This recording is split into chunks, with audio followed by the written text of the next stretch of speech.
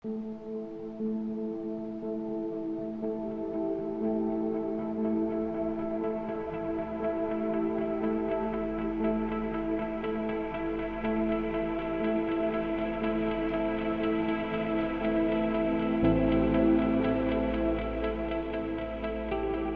selaku Kepala Dinas Pendidikan Kota Semarang menyambut baik adanya regulasi dari Pak Menteri, di mana untuk semester 2 itu nanti bisa dilakukan pembelajaran tatap muka. SKB 4 Menteri itu yang awal-awalnya itu untuk tatap muka ada 4 syarat, yaitu zonanya harus kuning atau hijau, kemudian ada persetujuan kepala daerah, kemudian 3, sekolah menyiapkan sarana prasarana secara ketat, keempat, persetujuan orang tua.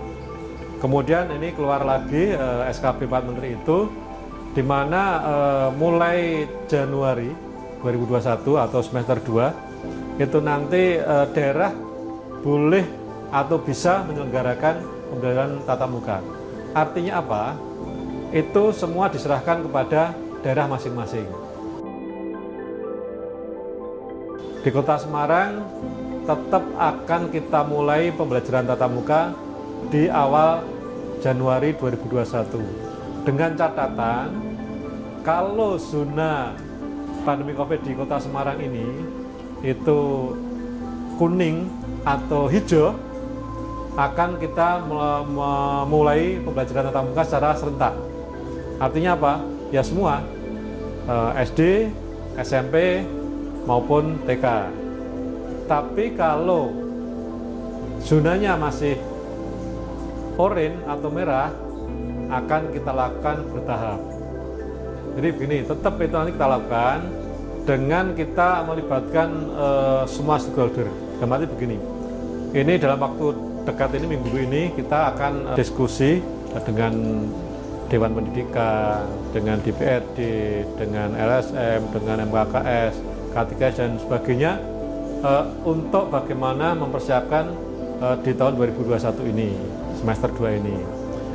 Kemudian kalau kita tadi saya katakan zona kita masih oranye atau merah, nanti akan kita prioritaskan untuk kecamatan-kecamatan yang zonanya sudah kuning atau hijau. Dan itu bertahap, 2 minggu sekali lah kita evaluasi, kalau aman tambah lagi, aman tambah lagi. Ibaratnya keran itu yang tadinya tutup, kita bukanya pelan-pelan. Tapi kalau sudah zona kuning atau bahkan hijau, itu bisa dilakukan secara serentak. Nah, yang paling penting dalam pembelajaran tatap muka yang harus disampaikan pertama kali kepada peserta didik adalah masalah COVID dulu. Jadi anak siswa harus paham masalah COVID. Bagaimana dia berangkat dari rumah ke sekolah, dia naik angkot harus bagaimana, naik Grab harus bagaimana, kemudian dia di sekolah harus bagaimana, pulang dari sekolah ke rumah harus bagaimana. Nah, ini untuk awal-awal tatap muka, jamnya kita batasin, maksimal 3 jam. Kemudian tidak ada istirahat. Orang atau siswa datang ke sekolah, masuk kelas, dapat pembelajaran, selesai, pulang ke rumah. Tidak ada istirahat, kantin sementara tidak boleh buka dulu, untuk menghindari ada kerumunan dan sebagainya.